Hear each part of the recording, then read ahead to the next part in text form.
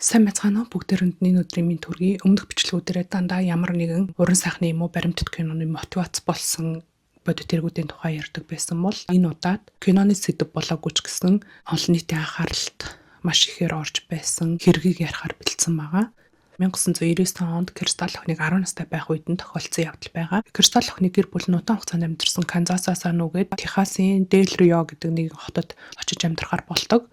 Энэ насны хүүхдүүд ихэвчлэн удаан хугацаанд амьдарсан газараас нүүх дурггүй, найзууд болон ангийнхнаасаа холдох дурггүй болцсон байдаг. Харин Кристал охин бол эсэргээрээ маш их баяртай байсан. Учир нь нүүжчих газар нь ээжийнх нь найз Харрис гэдэг эмэгтэй амьдардаг байсан ба тэр нь 4 хүүхэдтэй байсан. 4 хүүхдийн тоомыг нь Кейти гэдэг 13 настай охин байдаг. Тэр охин маш үзэсгэлэнтэйгээс гадна ааш зан сайтай учраас тэр газрынхаа од охин байсан. Үүнийг нь мэддэг Кристал нүүж очиод Кейтигчтэй ойр дотн байх юм бол шинээр зөндөө олон найзтай болох боломжтой юм байна гэж бодож нүүх болсондоо маш их баяртай байсан. Одоо энэ амьдарч байгаа газраа Кристал нэгч найзгүй байдаг байсан. Учир нь түүнийг баг байхаас нь эхлээд түүний ээж аав хоёр нь маш гүнзгий хар тамхинд донтогчд байсан. Гэтэл Кристалыг 6 настайд ээж нь гинтийн шийдвэр гаргаад хар тамхинаас бүр мөрсөн ангиж жарахаар шийддэг. 6 настай Кейтиг 1 болон 2 настай 2 дүүтэй нь гурванланг нь аавтай нь үлдээгээд нөхөн сэргийх төвд имчилгээ хийхээр хэвтдэг. Хэдий аав нь ч гэлээ маш гүнзгий донтогч байсан учраас орой шөнийн цагаар хар тамхиа хэрэглэн мансураад өдрийн цагийг бол унтаж өнгөрүүлдэг байсан. Ингээд 6 настай Кристал охин бараг тэр гэрээ эзэн шиг болж эхэлсэн.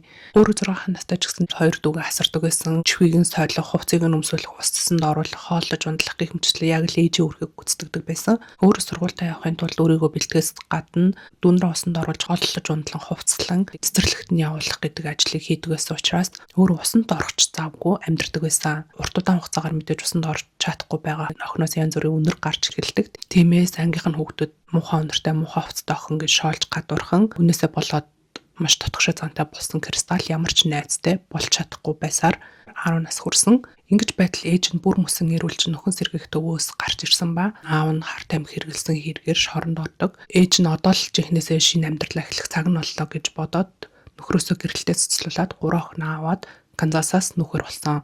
Бүх амьдралаа шинээр эхлэх хүсэлтэй ээжтэйгээ адилхан Кристал ч гэсэн амьдралаа шинээр эхлэхийг хүсэж байсан. 1999 оны 12 сарын 30-ны өдөр ээж нь бүх ачаа бараагаа машинд ачаад баг дүүтэйчин хамт жолоо байран араас ч очих болохоор дунд дүү Марктайгаа хамт ээжийнхээ найз Харрисэнд очиод 2 хоноод хүлээжээ гэж хэлээд түүний дүү болон Кристалыг төрүүлээд Техаст байдаг Харрис найзах руугаа явуулсан.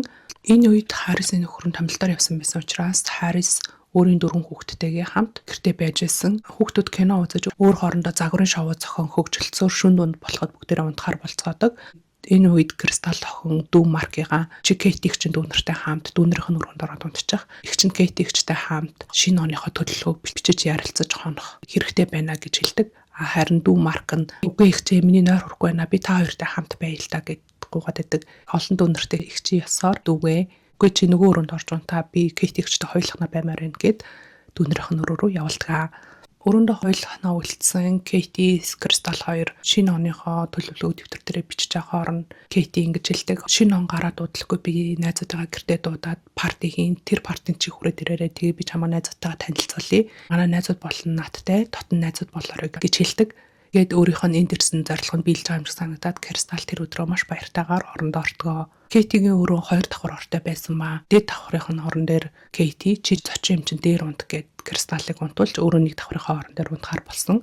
Ингээд унтаж байсан Кристал гинт хүний ойрлох чимээнээр шүнд унд сэрдэг.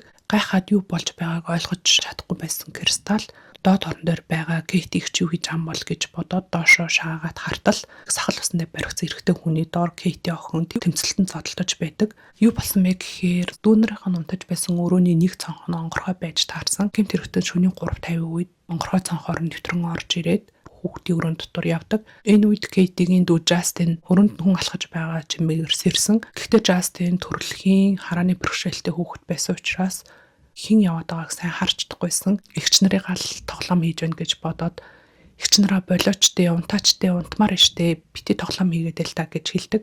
Гэтэл гаднаас орж ирсэн хүн гинт дуу чимээгээ багсан үлми дээрээ явсаар өрөөнөөс нь гараад явдаг. Дүүнэрийнх нь өрөөнөөс гарсны дараа хэрэгтэн коридороор явж байгаад эсрэг талд нь байдаг Кейтигийн өрөө рүү явж орсон. Кейтигийн өрөөнд ормогцоо гэрлийг нь хасаагаад доод орон дээр байгаа Кейтиг олж хардаг. ойртож Кейтигээ хажуугаар хөвтмөгцөө сэрээрээ гэд Кейтиг дууддаг. Кейтиг сэрх үед нь гэмт хэрэгтэн 30 см-ийн урттай хутга хözөнд нь тулгаад байж идэг. Дуу чимээ гарах юм бол чамаа гална шүү гэж сүрдүүлэн Кейтиг хүчрхийлж эхэлсэн. Энэ бүгдийг дээд орноос харж исэн 10 настай Кристал охин юу хийхээ мэдхээ болсон. Энэ хүн намайг олоод харчих үедээ гэж айсан Кристал хүнжил доогоороо шургаад зөвхөн нүдээ ингээд гаргаад хараад байжсэн. Кейтиг хүчрхийлж дууссан гэмт хэрэгт орноос босч ирэнгүүтээ шууд Кейтиг татан босгож ирээд нэг гараараа амийг нь таглаад нэг гараараа хутгаа хүзэнд тулгадаг. Яг энэ үед Кейти болон Кристалын харц тулгардаг. Гэтэл Кейти ямар ч чимээ битгий гаргаараа харагдаж болохгүй шүү. Чимээг байгаараа гэсэн тохио илгээж байгаа мэт гарцтай байсан. Удалгүй хэрэгтэн Кейтиг хоолойг нь хэрчэж орхисон. Ухаалтан газар дунсан Кейтиг үргэлжлүүлэн хэрэгтэн хид хідэн удаа хутгалсан.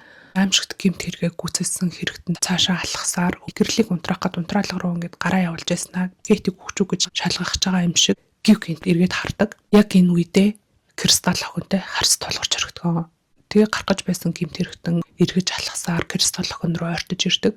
Энэ үед яг л Кейтитэй адилхан хоолойг нь хэрчих юм шиг санагдсан.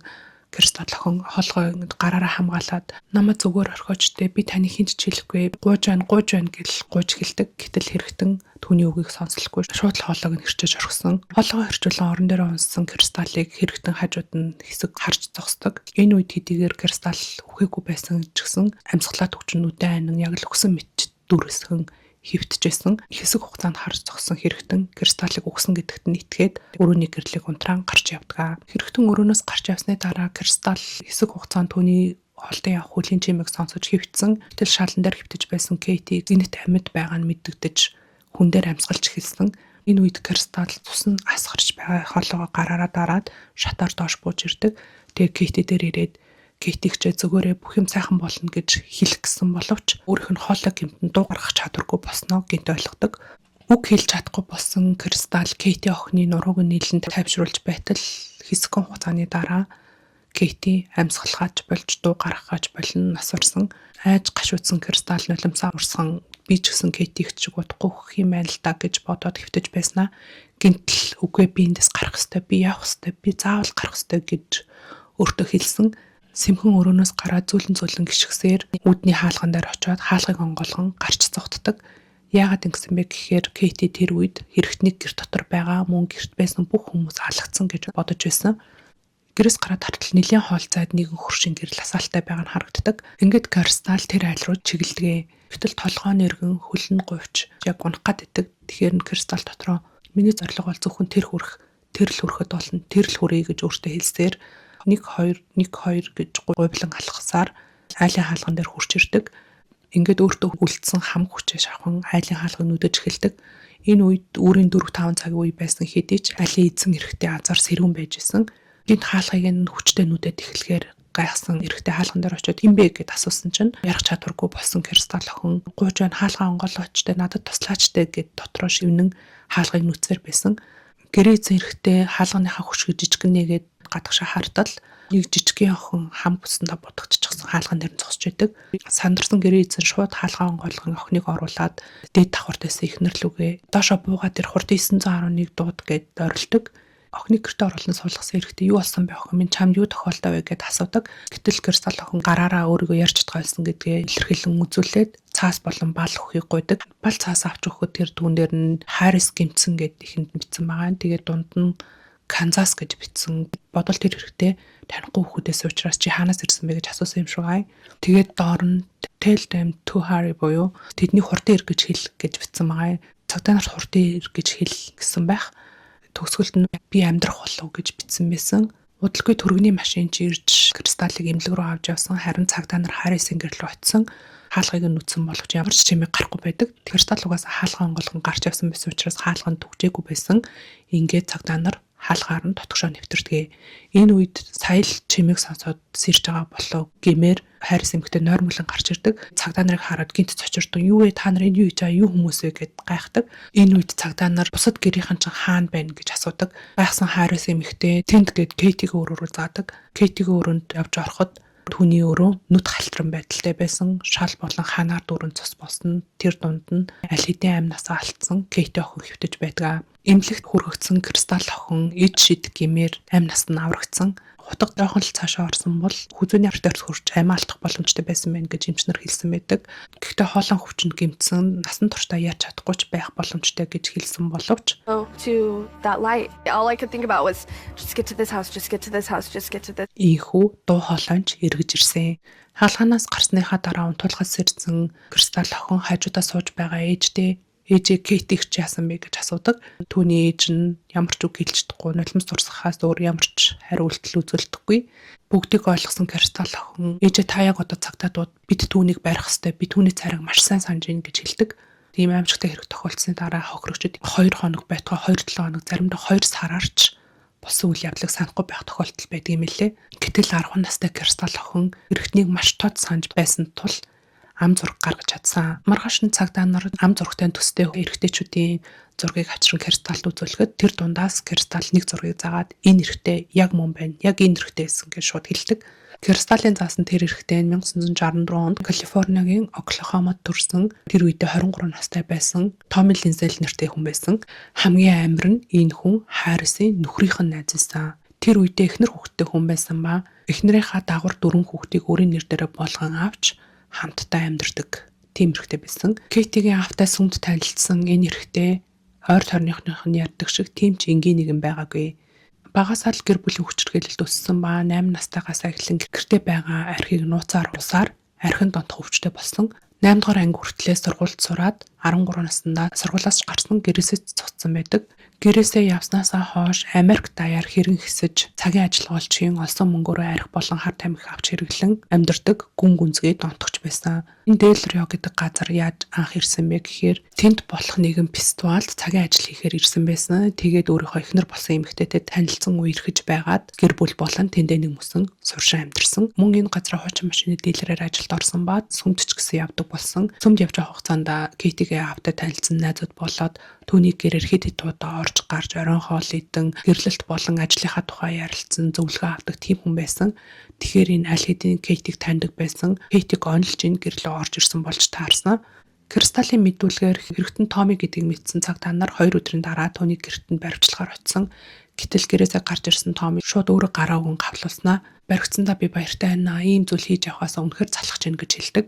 Тэгээд гэрийнхаа хажуу талын бут руу заагаад тэнд гэмт хэргийн зэвсэг байгаа гэж хэлсэн. Цагдаа нар очиод бутыг ухаж үзэхэд 30 см-ийн цус болсон хутга олдсон. Цагдаад баригдсныхаа дараа Томми та нар энээс өөр бусад хэргийн маань тухай ч гэсэн мэдхийг хүсэж байгаа үстэй гээд 22 удаагийн хүн амны хэрэг хүлээсэн. Хитрхи олон хүн амны хэргийн тохиолдол байсан учраас түүний хэргийг нь хүлээлгэн бүртгэж авахд хэдэн сарыг зарцуулсан байдаг. Жинхэнэ утгаараа сайко цувралал урчим байж таарсан. 13 настайдаа гэрээсээ цухтаж энэ тэрүүгээр хэрэн хэсвчлэг болсон Томми ихэндээ машин хулгайлах, дэлгүүрээс хулгай хийх гэх мэтчлэн жижиг сажиг хэрэгүүдийг үйлдэж эхэлсэн. Тэгж яваад 16 настайдаа айл руу хулгай хийхээр ороод гэрээ эзэнд баригддаг. Ингээд гэрээ эзэн өөртөө байсан бууга гаргаж ирээд Томми руу тулган манахаас зайл гэж хэлсэн чинь Томми буугийг нь булааж авч чаддаг. Ингээд гэрээ эзнийг буудаад цухтаадаг. Энэ бол түүний хамгийн анх удаа хийсэн хүн амны хэрэг байсан. Түүнээс хойш Томми аллагад донтож орхисон. Дараа нь хүүтэйгээ хамт годомжинд амьдардаг нэг эмэгтэйтэй танилцаад бүгдээрээ хамтдаа аялалд явъя гэд тэр хоёрыг машиндаа суулган явдаг. Ингээд тэр газар аваачаад хоёулангийн хороон тэр газартаа цогцыг нь нуудаг. Өмнөх хэрэг болон энэ хэрэг ч гэсэн баригдаагүй учраас цаашаа дадлага үргэлжлүүлсээр байсан. Дараа нь Калифорниад очиод биеийн үнэлэгч нэг эмэгтэйг бас хороон цогцыг нь нуусан. Энэ хоорондоо 2 удаас шоронд суусан боловч нэг нь олон нийтийн газар арх ууж танхаарсан, нөгөөх нь машин hulгаасан гэсэн 2 эргээр суусан. Шоронд хэсгэн суугаа гарч ирснийхаа дараа адалгаа мөн үргэлжлүүлсээр байсан. Шоронгоос гармах цаа хэрэн хэсэж явж байгаад баруун Виржиниад нэгэн гүүрний доор хоол өгөөч гэсэн самбарыг бариад зогсож байдаг. Гэтэл тэрний хажуугаар машина унаад явж байсан нэг Фабиан гэдэг нэртэй 19 настай эмэгтэй түүнийг олж хараад танд идэх юм хэрэгтэй байгаа мó гэд асуудаг. Тэгтэн Томми тийм ээ би баг хамгийн сүүлд хизээ хоол идснээс харахгүй маш олон хоног хоол идээгүй. Эхнэр хүүхдүүд маань ч гэсэн маш олон хоног хоол идээгүй. Тэд нар маань ч гэсэн өөр газар гуйлахгүйгээд байж байгаа гэж хэлдэг. Өргөцсөн Фабиан за ойлголоо та миний хажууд суучих би гэрлүүгөө очиод танд хоол болон хувцас гаргаж өгье гэж хэлдэг. Ингээд гэрлүүгөө тохиолчжоо Фабиан гэрийнхаа үүдэнд Томмиг үлдээгээд та наанаа хүлээж агараа би хоол болон хувцас аваад ирэх гэж хэлдэг. Хөрчөнд байсан идэж болохоос бүхлийн мовотонд хийгээд өрөөргөө явж илүүчилж болохоор хувцснууд байна уу гэж үзэж агаад тэдгэрээгээ мөн уутанд хийгээд эргээд гараад иртэл үүдэнд нь хүлээж байх хэрэгтэй байсан Томми гэрт нь ороод ирсэн зогсож идэг. Тэгхдээ бүр гэрийнх нь галтгоонд байсан хутгийг гартаа бариад ингээд Томи Фабианыг хутгаар зөрдүүлэн хүчирхийлэхээр оролддог. Харин Фабиан би зүгээр л ингэж зогсож байгаад энэ хүний хохирогч болж болохгүй гэж бодоод түүнтэй тэмцэлж эхэлсэн. Түүнийг гар руу цохиж хутгийг нь алдуулчих чаддаг. Газар унсан хутгийг Фабиан шүүрч аваад Томиг хит хит тутгалдаг. Гинт хутгалуулан зочирсон Томи гэрээс нь шууд гүйж гардаг. Гимтсэн болохоор эмнэлэгт очихоос зур аргагүй болсон Томи эмнэлэгт очиж шархаа эмчлүүлж байгаад цагдаа нарт баригдсан. Энэ хэрэгээрээ 5 жилийн ял авч шоронд суусан. 5 жилийн дараа шоронгоос гарч ирмэгцээ дахиад л гэмт хэрэгээ үргэлжлүүлж эхэлсэн. 1997 онд түүний хийсэн бас нэгэн аимшигт хэрэг болсон. Иллиной мужид Томи 24 цагийн дэлгүүрт явж байгаа Жули гэдэг нэг эмэгтэйтэй харц тулгардаг. Энэ эмэгтэй нь Индианагийн их сургуульд докторийн зэрэг хамгаалахаар суралцаж байсан. Нөхрөөсөө салсан нэг хүүтэй эмэгтэй байсан. Яг үүндээ энэ эмэгтэй ганцхан удаа дэлгүүрт зурж өнгөрсөн Томиг хэн болохыг нь санахчгүй байсан. Гэтэл Томи энэ эмэгтэй над руу муухай харлаа дорд үзлээ гэж бодоод түүнийг нууцаар дагаад гэрийг нь олж мэддэг. Шүн дунд түүнийг гэрлүү нэвтрээд хүүгийнх нь өрөө рүү явж ордог. Хүүгийн хэд хэд удаа хотглон хөнөдөг. Хүүгийнхээ орилго чимээнээр сэрсэн Жули өрөөнд нь ороод иртэл гэрхтээ хүн өрөөнд зогсож идэг. Юу болоод байгааг ухаарч амжаагүй байсан Жули энэ хүн миний хүүг хулгайлахаар орж ирсэн байна гэж ойлгоод араас нь хөдөг. Хөөж яваад чулуунд бүдрээд унтал цогтож явжсэн Томи эргэж ирэнгүүтээ газар дэсэн чулуугаар нүүдлэн цогчоод яваад өгдөг. Хэрэгтнийг алдчихлаа гэж бодсон Жули хурчих руугаа ороод дөрөнд удаад өгөөч гэж хэлдэг. Хөргөнээр эмнэлэгт хүргэснийхаа дараа Жули хүүгээ нас орсныг нь олж мэддэг. Гэтэл цагдаа нар Жулигийн гэрт нь гаднаас навтарсан уул мөр байхгүй, хүнтэй тэмцэлсэн уул мөр байхгүй. Түүний бие дээрээс хүүгийнхэн цус нь илэрсэн гэж үзээд түүнийг гэмт хэрэгтэнгээ баривчилдаг. Яг үүндээ олол тэр цус нь 3 дахь чичгээр дээр дамжин түүнд наалцсан гэдэг нь сүлд нь тодорхой болсон. Шүүх хурал дээр салсан нөхөр нь түүнийг жирэмсэн болмогцоо хүүхдэд төрүүлэх хүсэлгүй байсан гэдэг мэдүүлэг өгснөөр Жули хүүхдэд хороосон хэрэгт буруутгагдан 65 жилийн ял авсан. Ингээд Томи хэрэгээ хүлээж байх хугацаанд энэ хэргийн тухай маш нарийн детальтайгаар ярьдаг. Тэр үед тэдний гэрийн байсан байшин болон гэрт нь ороод галтгооныхын тавир дээр стейкний хутгийг нь авч хүүгийн хөнөөсөн гих мэтчлэн зөвхөн хэрэгт нь л мэдэх боломжтой деталлуудыг ярьснаар жинхэнэ хэрэгт нь Томи гэдэг нь нотлогдсон. Ингээд 2006 оны 9 сар дахин шүүх хурал болсон. Энэ удаад Иллиной мужийн шүүгийнхэн Томи хэдийгээр хэргийг хүлээсэн ч тэр хүний мэдүүлэг худлаа байх боломжтой. Харин Жули өөрөө гэмтсэн, өөрийгөө тийм байдлаар гэмтэх боломжгүй гэдэг өмгөөлөгчийнх нь үг нь үнний ортой байна гэдэг шалтгаанаар түүнийг гин буруугүй гэж хэлэн сулсан. 97 оноос 2006 он гэхээр баруун 9 жил суусны дараа Жули гин буруугүй нотлогдсон, суллагдсан. Одоо энэ Жули гэдэг эмэгтэй өөртөөгөө адилхан хэлс хэрэгээр гүтгэгдэн шоронд суусан хүмүүсийг гин буруугүй нотлох сайн дурын үйл ажиллагаа явуулдаг гэсэн. Томи Техаст пистолийн ажиллаар ирээд бүр мөсөлдсөн гэж хэлжсэн шүү дээ. Тэр үед тэр пистолд нь ирсэн 9 настай охин сургаггүй алга болж 10 хоногийн дараа амнаас алдсан байдалтай олдсон эзэнгүй хэрэг гарсан байсан. Энэ хэргийн эзэн нь ч гэсэн Томи болох нь нотлогдсон. Хэдийгээр Томи 22 удаагийн хүн амны хэргийг үлдсэн гэж хүлээсэн боловч нотлох баримтаар зөвхөн Кейти болон энэ 9 настай охин хоёрын хэрэгт буруутган Техасын шүүхээс түүнд цаазын ялгааносон. Хэрэгээ хүлээх үедээ санаж байсан хэрэг нь зөвхөн 22 хэрэг байсан боловч шоронд орсныхоо дараа цаазын ялгаа хүлээж авах хугацаанд нэмээд олон хэрэгүүдийг гүйлцснээ хүлээж нийтдээ 50 гаруй хэргийг хүлээсэн байдаг. Ингэж орон даяар хэрэн хэсэж олон хүний амийг хороосон аимшигт цувралал орчныг 10 настай Кристал охин зогсоож чадсан. Хэрэг гарснаас 9 сарын дараа шүүх хурал болж Кристал охин гэрчийн мэдүүлэг өгөх шаардлагатай болсон. Ингэж шүүх хурал дээр хохирогч хэрэгтэнтэйгээ уулзах нь травмагаасаа болоод насанд хүрсэн хүнд хүртэл маш хэцүү байдаг байтал ягаад 10 настай охиныг ингэж гэмт хэрэгтэнтэй нэг шүүхийн танхимд байлгах ёстой юм бэ гэж маш олон хүмүүсээс эргүүлсэн боловч Кристал охин өөрөө гэрчээр оролцохыг зөвшөөрсөн. Гэхдээ маш их айж сандарч санаа зовж байсан. Харин өмгөөлөгч нь Кристалтай яг адилхан үйл явдлыг туулсан 14 настай Кристи гэдэг охинтой уулзалдаг. Энэ охинд юу тохиолдсон бэ гэхээр нэг удаа хичээлээ тараад гэртээ орж ирэхэд нь гэмт хэрэгтэн орж ирээд дүүг нь хөнөөчгсөн зогсож байдаг. Үүнийг нь олж харсан Кристи охин руу ч гэсэн дайрч түүнийг олон удаа хутгалаа зогцсон боловч азар Кристи охин амьд үлдэж тэр хэрэгтнийг гэрчилж чадсан. Кристи охин Кристалд шүүх хуралд ороход нь туслахын тулд зөвлөгөө өгдөг.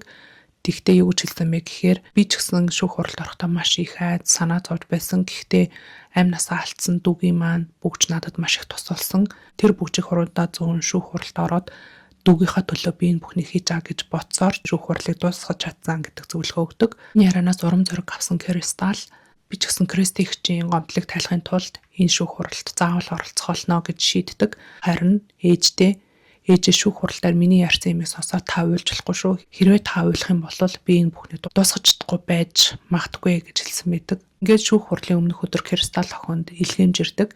Илгээмжийг нээгээд үздэл Кристи дүүгийнхаа бүгжийг явуулсан байдаг. Энэ бүгжийг зүгээд Кристал шүүх танхимд маш зоригтойгоор орж ирдэг.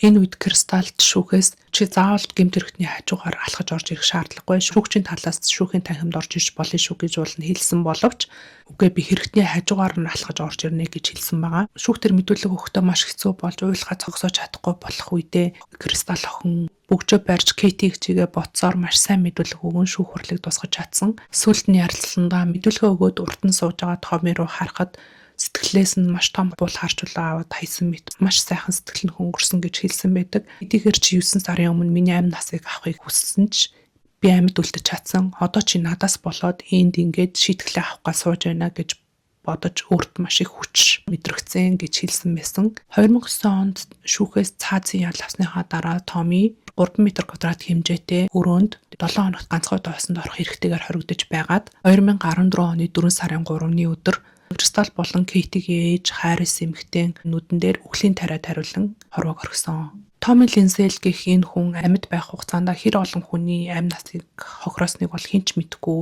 чигээрээ үлдсэн. Өөрийнх нь ярьснаар бол 50 орчим хүн гэж хэлсэн. Гэхдээ сүүлд нь яг үнэндээ тоогоо алдсан болохоор би өөрөө ч хэдэн хүн алсан гэдгээ мэдэхгүй байна гэж бас хэлсэн байсан. Түүнтэй уулзсан бүх мэргэжилтнүүд түүнийг гарцаа байхгүй сайкопат алуурчин байна гэж тодорхойлсон. Тэр өдөр Кристал охин амьд үлдэж чадаагүй бол мөн зориг гарган түүнийг гэрчилж өгөөгүй бол энэ хүн цаашдаа хэдэн ч хүний амь насыг авч одох байсныг хинч мэдэхгүй. Томиг барихаар цагдаа нар гэрт нь ирэх үед Томи эхнэр хүүхдүүдэд орхин цухтахаар юмаа бэлдэж байсан байдаг. Гэмт хэрэг гарсан тэр өдөр тэр хоёртай хамт өрөөнд үлдэнэ гэж зүтгэж байсан Кристалын дүү сүлт нь ярилцлагатаа тэр үед би хэрвээ тэр өрөөнд үлдсэн байсан бол ихчгээ тийм зоригтой байж тэндээс гарч тусламж дуудаж чадахгүй байх байсан. Хүлээгээл хөвтөж байх байсан. Миний оронд ихч минь байсан учраас л энэ бүхнийг хийж чадсан гэж ярьсан байсан. Дүнөр эмчлэг энэ хүрээд дуусж байна. Дараа дахин шинэ бичлэгтээ эргээд ирээ. Тэр болтол баяртай.